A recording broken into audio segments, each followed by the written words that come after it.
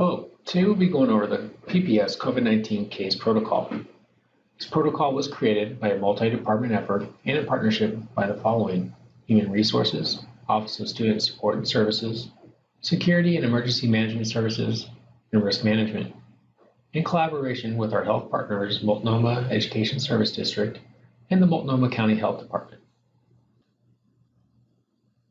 Today we're going to focus on 4 objectives: building an understanding of the protocol, reviewing expectations in regards to communication and notification after a COVID-related event, to understand the importance of confidentiality and how to control rumors, and finally, to know where and how to access needed resources for you, your staff, students, and families. People with COVID-19 can have a wide range of symptoms, ranging from mild symptoms to severe illness. PPS Building Safety Plan requires employees and students to self-screen each day for symptoms of illness prior to entering any PPS building. The primary symptoms of COVID-19 are listed here and on the form, which you can find on the PPS employee site, include a fever of 100.4 or higher, cough, chills, shortness of breath, difficulty breathing, and a new loss of taste or smell. Employees who exhibit any symptoms must follow the exclusion guidelines and stay home per ODE OHA exclusion requirements. The non-primary symptoms do not always require exclusion alone, except for those ones that are marked in red. However, when feasible, those students and staff with primary COVID-19 symptoms should be encouraged to seek COVID testing. If a student or staff has non-primary symptoms that persist for more than 1 day, the parent should consider evaluation by the child's healthcare provider, who can determine if COVID testing is advised. For more information about exclusion guidelines, check out the Planning for COVID-19 Scenarios and ODE OHA exclusion summary listed on the COVID-19 case protocol resource list. What is the COVID-19 case protocol? We have updated our COVID-19 case protocol so that it is more user-friendly. The COVID-19 case protocol was created to meet the requirement of ODE, Ready School Safe Learners, to have a CDMP to limit the spread of COVID-19 and to implement public health protocols to notify the local public health authority of any reported COVID-19 cases among students and staff. The COVID-19 case protocol is a tool designed to outline critical steps in the process after an employee, on-site contractor, or student reports that they have a positive case of COVID-19 or have had close contact exposure with a positive case.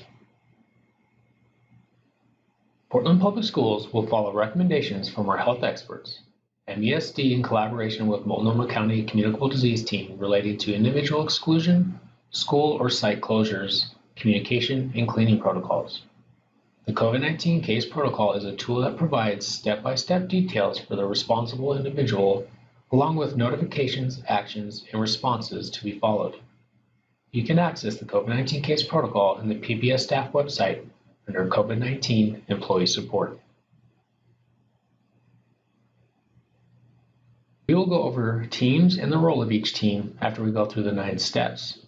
The COVID-19 response team consists of the Health Services Coordinator, MESD nurse consultants, and Human Resources in collaboration with Multnomah County Health Department are responsible for determining exclusion of individuals, communication to direct supervisors, school teams, and recommending infection control measures.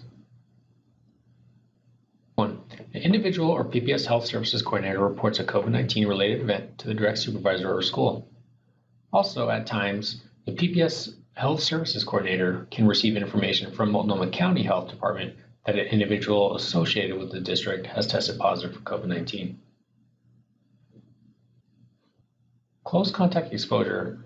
Anytime an employee's household member tests positive for COVID-19 or have had exposure to a COVID-19 case and are then showing symptoms of COVID-19, it would be considered a close contact of a COVID-19 case, presumptive case, and should notify their direct supervisor.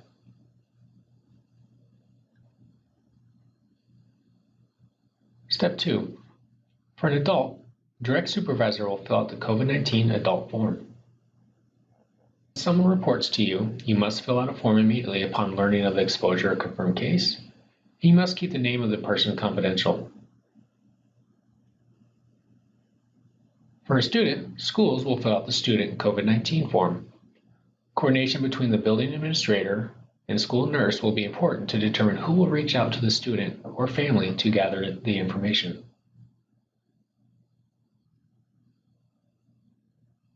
The direct supervisor may refer an employee to Human Resources for leave options. In step 4, the direct supervisor informs their supervisor that the COVID-19 case protocol has been implemented. Employee or student names should remain confidential at all times.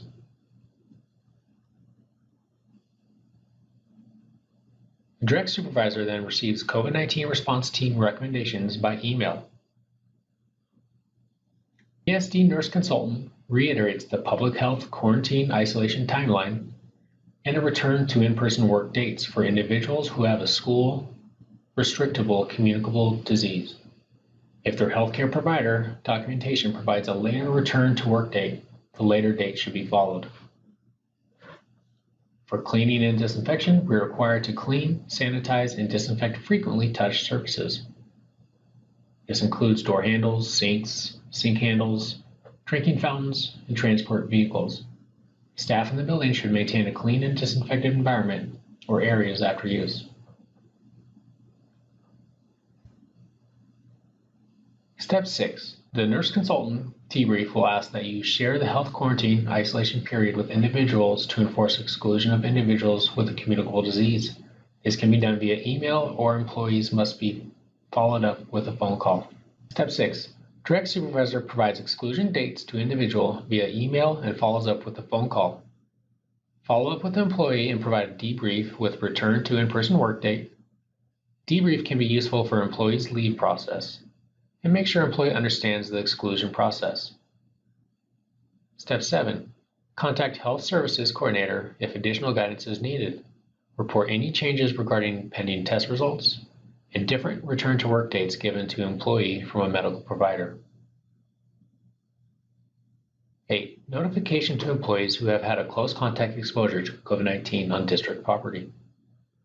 The direct supervisor or administrator is responsible for contacting any individuals that have been confirmed by the nurse consultant as a close contact exposure.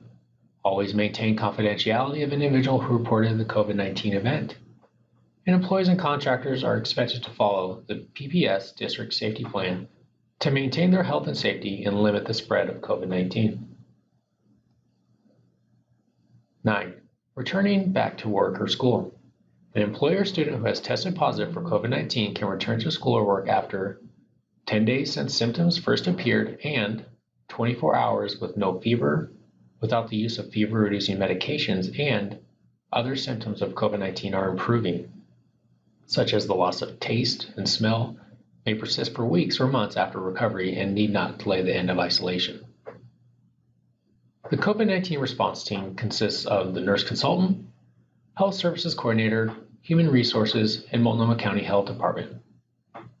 They collaborate with the Health Management Team. The COVID-19 Health Team regularly review the data, evaluation of the COVID-19 case protocol, the processes and updates, and monitors opening of schools. And they collaborate with the Health Advisory Panel and the Health Safety Team. Please visit the PPS COVID-19 Employee Support webpage for the most up-to-date information regarding PPS health and safety protocols, including COVID-19 case protocol, daily illness self-screening checklist, district building safety plans, and health and safety FAQ. Thank you, and for any questions about PPS health and safety COVID-19 protocols, please email staysafe@pps.net.